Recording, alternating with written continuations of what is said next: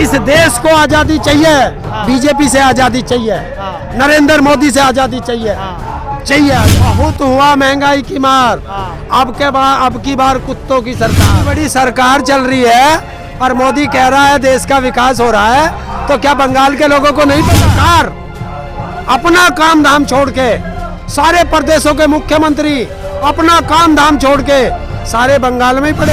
अब किसान को भी साथ आना है, अब मजदूर को भी साथ आना है, अब कर्मचारियों को भी साथ आना है, और जितनी भी देश की जनता है सबको, जो देश का अन्न खाता है उसको एक साथ आना पड़ेगा, वरना अकेले अकेले मारे जाओगे। तुम मुझे खून दो, मैं तुम्हें आजादी दूंगा। तो अब किसान आंदोलन से आवाज उठ रही है कि तुम साथ दो, इस तानाशाह को हम हटाएंगे। क्योंकि ये अब अहंकारी हो गई है, वो सरकार थी, ये तानाशाह हो गए हैं। और तानाशाह जब भी किसी देश में तानाशाह हुआ है, अगर हिंदुस्तान में जो भी तानाशाह बनना चाहा है उसका विनाश हुआ है। उसका बिल्कुल सीधा उदाहरण है कि ये राम का नाम लेके मांगते हैं और राम के नाम पर वोट मांगते हैं और राम के आचरण का अपहरण करते हैं। मेरा हो गया, देश को पेट घुमा घुमा के उसने देश को लूट खरीदता है। कोई किसान गौमूत्र नहीं खरीदता, कोई मजदूर गौमूत्र नहीं खरीदता। अब उसका गौमूत्र कौन खरीदता है? या तो बीजेपी वाले खरीदते हैं या आरएसएस वाले खरीदते हैं। थोड़ा सा किसान जो है अभी खेती कर रहा है, फसल आ गई है, उसे काट ले, फिर ताकत दिखाएंगे एक बड़ी। और अब तो ताकत जहाँ जहाँ चुनाव होगा वहाँ किसान अब वोट की चोट करके ताकत बनाएगा और इसको बीजेपी को सबक सिखाएगा। तभी इसको पता चलेगा कि किसान की ताकत क्या है।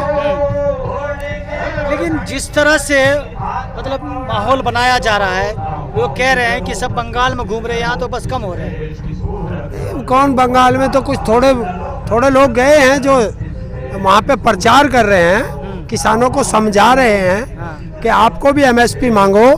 जो भी नेता तुम्हारे घर आए उससे पूछो कि हमारी एमएसपी आज तक क्यों नहीं मिल रही, क्यों हमारे साथ ऐसा धोखा किया जा रहा है। इतना बड़ा आंदोलन हो रहा है, क्या बंगाल के लोगों को नहीं पता होगा किसानों को कि एमएसपी जरूरी है? तो इतनी बड़ी सरकार चल रही है और मोदी कह रहा है देश का विकास हो रहा है, तो क्या बंगाल के लोगों को नहीं पता? तो फिर ये रैली क्यों करने जा रहे हैं? सारी सरकार अपना काम धाम छोड़ के, सारे प्रदेशों के मुख्यमंत्री अपना काम धाम छोड़ के सारे बंगाल में ही पड़े हैं। तो इन्होंने इसका मतलब देश में कुछ नहीं किया। ऐसा तो नहीं है कि सरकार ने आपको रोड पर छोड़ दिया है, पड़े रहो, जब तक पड़े रहना, हम सुनने वाले नहीं है आपकी। तो कब तक? 2024? हाँ, तो 2024 के बाद क्या होगा? हाँ, 24 में फिर आ जाएंगे। अभी बोलते हैं कि ईवीएम से आ जाएंगे, फिर क्या करोगे? अब नहीं आने देगा किसान, ईवीएम से आ बस। जाएंगे आप तो अब एक काम करना पड़ेगा किसान, देश की जनता को एक काम करना पड़ेगा, क्योंकि ये सरकार फूट डालो राज कर रहे हो का नीति पे चल रही है। अब किसान को भी साथ आना है, अब मजदूर को भी साथ आना है, अब कर्मचारियों को भी साथ आना है, और जितनी भी देश की जनता है सबको, जो देश का अन्न खाता है उसको एक साथ आना पड़ेगा, वरना अकेले अकेले मारे जाओगे।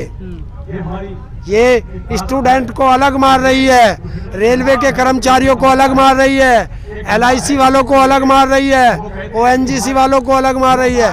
तो जितने देश के अंदर कर्मचारी हैं उनको अलग अलग मार रही है, किसानों को अलग मार रही है, मजदूरों को अलग मार रही है। और जिस तरीके से ये प्राइवेट करती जा रही है सबको, सब पूंजीपतियों के हाथ में देते जा रहे हैं। आप देखना जितने भी प्राइवेट बैंक हुए हैं सारे लुटेरे हुए हैं। क्यों? कि प्राइवेट हुआ और पैसा लेके जनता का भाग गए। तो ताऊ, जैसे अभी बैंक कर्मी हंगामा कर रहे हैं, तो क्या बैंक कर्मी को आपके साथ नहीं आना चाहिए इसी मंच पर, अगर सब मिलके एक साथ लड़ते? यही कह रहा हूँ, अगर बैंक कर्मी नहीं आए इस मंच पे तो अकेले अकेले मारे जाएंगे। जो LIC वाले हैं, जिस कंपनी को भी ये बेचने के जा रहे हैं, सब एक जगह आ जाओ, एक छतरी के नीचे आना पड़ेगा। क्योंकि अब ये किसान आंदोलन नहीं, जन आंदोलन बन चुका है और जन आंदोलन में सबको आना पड़ेगा।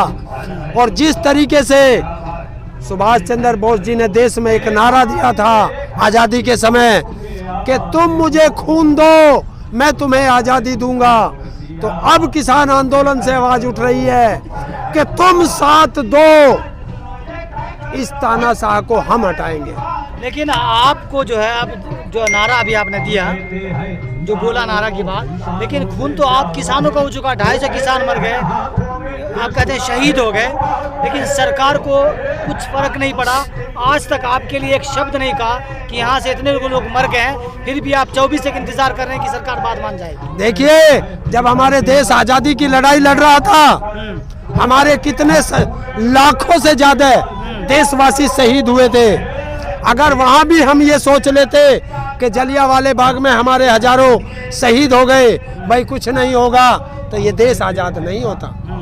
अगर भगत सिंह ये सोच लेते कि मुझे जिंदा रहना है, तो ये देश आज़ाद नहीं होता, देश में क्रांति नहीं आती। उधम सिंह सोच लेते, अशफाक उल्लाह खां सोच लेते। लेकिन एक बात आप खुद कहते हैं कि वो अंग्रेज थी, इससे अच्छी तो अंग्रेज सरकार थी। अंग्रेज सरकार तो इसका मतलब सुनती थी, लेकिन ये सरकार आपकी नहीं सुन रही है। हाँ, क्योंकि ये अब अहंकारी हो गई है। वो सरकार थी, ये तानाशाह हो गए हैं। और तानाशाह जब भी किसी देश में तानाशाह हुआ है, अगर हिंदुस्तान में जो भी तानाशाह बनना चाहा है, उसका विनाश हुआ है। उसका बिल्कुल सीधा उदाहरण है कि ये राम का नाम लेके मांगते हैं और राम के नाम पर वोट मांगते हैं और राम के आचरण का अपहरण करते हैं। लेकिन ताऊ जी, जब अन्ना आंदोलन हुआ, उसमें भ्रष्टाचार के नाम पर हुआ, लाखों लोग जुटे, उसमें बाबा रामदेव भी थे। लेकिन बाबा रामदेव जो है, इतना बड़ा आंदोलन अन्न की बात हमेशा करते हैं वो, लेकिन फिर भी आपके साथ नहीं आए। देखिए, वो अब बाबा रामदेव नहीं रहे, वो लाला रामदेव हैं। वो लुटेरा हो गया, देश को पेट घुमा घुमा के उसने देश को लूट लिया। तो अब वो लाला रामदेव है और उसको तो डूब के मर जाना चाहिए। क्यों? कि किसान का माल सस्ते में खरीदता है और हमारी एमएसपी का विरोध करता है और हमारे ही माल को एमआरपी पे बेचता है। लेकिन खरीदता तो नहीं क्या, जैसे आप हमेशा गौमूत्र का जिक्र करते हैं, कई वीडियो में आपने कहा, लेकिन लोग वो तभी बेचते हैं जब लोग खरीदते हैं, तभी तो बेचते हैं ना। आप जैसे लोग खरीदते हैं तभी तो वो गौमूत्र को भी बेच लेते हैं। हाँ, आपके दूध से महंगा बेचते हैं वो। हाँ, तो मैं बता रहा हूँ, देश में अंधभक्तों की कमी नहीं है।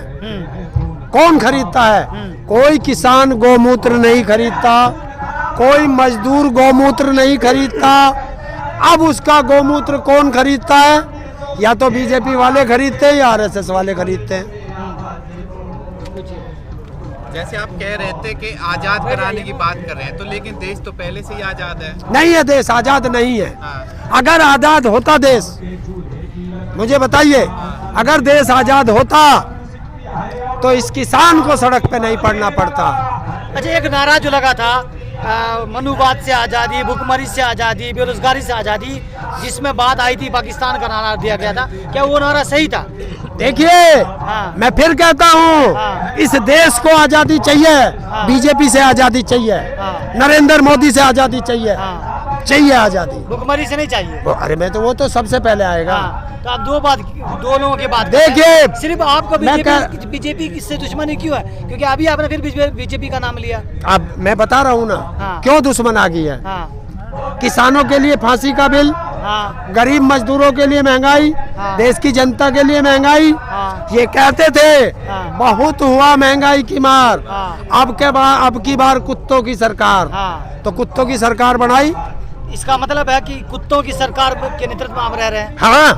हाँ, मैं कुत्तों की सरकार में रह रहा हूँ। तो फिर वोट क्यों दिया था आपने? एक चीज बताइए, आप ये माइक लेके मेरे सामने आए, जब आपको पता चल गया कि ताऊ बोलता है तभी तो माइक लेके आए, उससे पहले आपको नहीं पता था। तो पहली सरकारों को हटाया, हमें क्या पता था कि हम नालायकों को हटा रहे हैं और महानालायकों को ला रहे हैं। जब उसको बढ़ता तभी तो पता चला महानालायक है। लेकिन एक बार नहीं, 2 बार हो गए ना। 2 बार हुआ, 2 बार में समझ में नहीं तो आया। फैसला तो अब आया। यार एक चीज बताओ, तुम्हें जो जहर का इंजेक्शन अब लगा है, तभी तो तुम डॉक्टर के जाओगे। हाँ। या पहले जाके लौट जाओगे साहू जी कि देखिए, वो आ रहा पता मेरे है, जहर का इंजेक्शन बाकी लोग पर जब पड़ी तो आप लोगों को कोई फर्क नहीं पड़ा। किसका? जब आप पे आई, किसान पे आई, तब आप लोगों को लगा कि ये सरकार खराब थी। पहले आपको अच्छी लग रही थी सरकार, नहीं, तभी ऐसा- तो आपने दोबारा बनाया था। यार दोबारा एक मेरे बनाने से नहीं बनता है। नहीं, अकेले की 60% किसान है देश में, समझ रहे? हाँ। 30% में सरकार बनती है। हाँ बनती है। हाँ तो ये जो बाकी थे बिखर गए। हाँ। देखिए देश की जनता आज भी उसके खिलाफ है, हम्म, लेकिन बिखर जाते हैं। मैं तभी कह रहा हूँ कि देश की जनता को एक साथ आना पड़ेगा। अगर बिखर गए तो समझ लीजिए मर गए और आने वाली नस्लें बर्बाद हो जाएंगी।